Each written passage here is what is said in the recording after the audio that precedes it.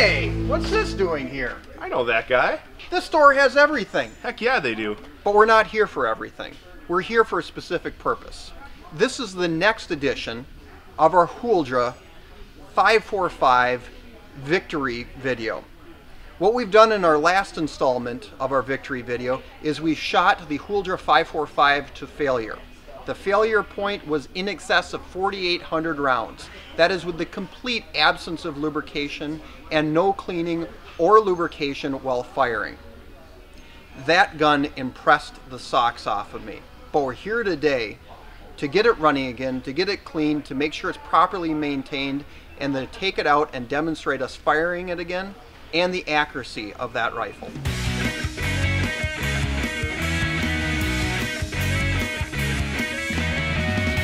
Here we are in the sporting goods department of Mills Fleet Farm, my personal favorite department. We have a wide variety of cleaning accessories and products that I know is going to help get our 545 back up and running in short order. So we're just going to grab a few items. We always want to make sure we have a good quality bore brush. I always like to stock up on CLP, some Hoppies number 9. It's always a good idea to have some brushes and a good quality cleaning rod. Now that we've got a rod, we also want to make sure we have some cleaning patches. And they do come in different sizes, so make sure you pick the right size for the caliber. In this case, the 22 caliber will fit the 545 or the 556. So we'll grab a package of these. Dave, we probably should get some chamber cleaning stars by Tapco. Always a good idea. We'll also be sure to grab a gun cleaning pad. This will keep our workbench or table nice and clean. And for guys at home, if you're going to be cleaning on the kitchen table, one of these is a must to keep the missus happy.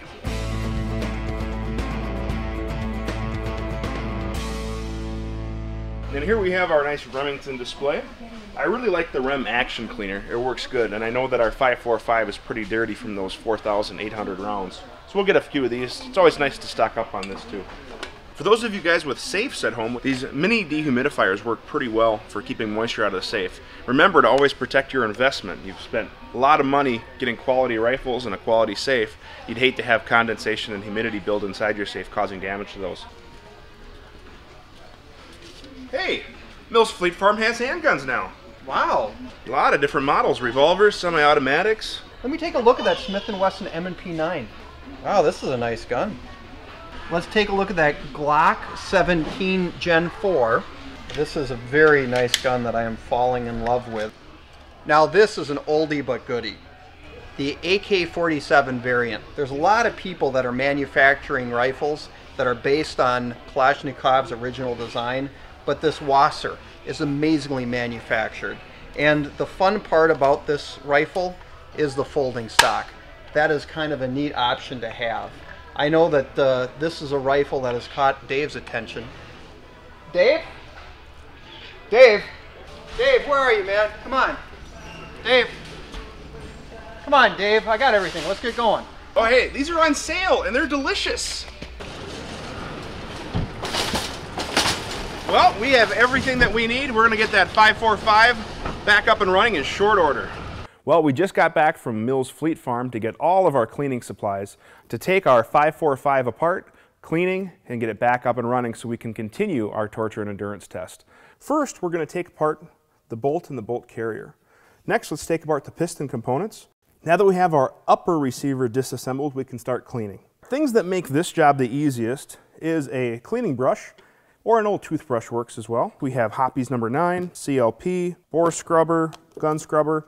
Any solvent that is specifically made for cleaning firearms works really well. To get started, I'm just going to simply put the cleaning solvent of your choice, a little bit on one of these small patches as a rag, and just start to wipe down the various components. You can actually already see how much powder and carbon we're already starting to get off. All I want to do is simply wet these so the powder solvent can have a chance to start to work at some of the parts. We'll come back a little bit and do some scrubbing.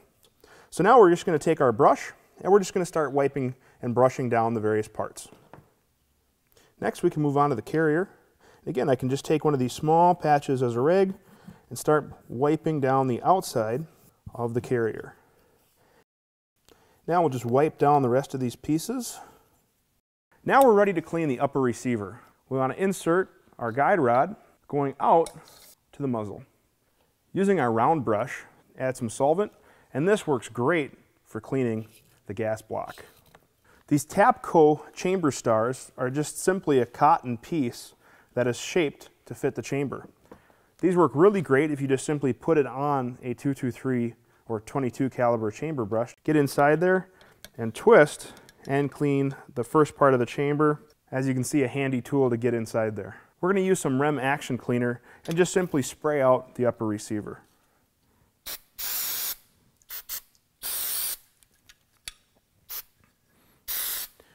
We also want to inspect for carrier tilt, as this is a common question that comes up. So we'll simply remove the buffer and recoil spring by pressing down on the detent, and we'll just set this aside for a moment. I'm not seeing any signs, scratches, gouges, anything whatsoever resembling any sign of carrier tilt. First thing I'm going to do is just take a patch with just a little bit of solvent, and I'm just going to wipe out the mag well. One of the easiest ways to get this cleaned is to use some gun scrubber, action cleaner, etc., and just spray it in there to loosen things up. After we've sprayed that down, you can see there's a lot of excess gun scrubber left. Using an air compressor or compressed air, we can blow out a lot of that. We want to make sure we follow up with some CLP. What CLP does is, again, it also offers an additional cleaning agent as well as some lubrication and rust prevention. Now we're ready for reassembly.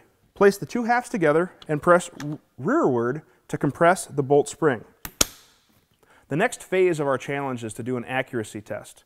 We are going to quickly install our Nikon M223 scope. We're using the Nikon M223 scope and M223 base. Our next episode is going to be us doing accuracy testing with our Huldra 545. Again, this rifle already has just under 5,000 rounds through it that, believe me, were put on in no careful way. We were simply trying to get a high round count in a short order, but we are now going to do an accuracy test to show and display how well our barrels are. They can handle being heated up quick, cooled down with our water tests, and they're still going to print just fine. We're very confident on the range with our surplus 545 Russian ammunition. Make sure you check out our webpage, HuldraArms.com. We're also on Facebook, facebook.com/HuldraArms, as well as our industry sections at m4carbine.net and ar15.com. As always, when you shoot, shoot safe and wear your eye and ear protection. Thanks again for watching.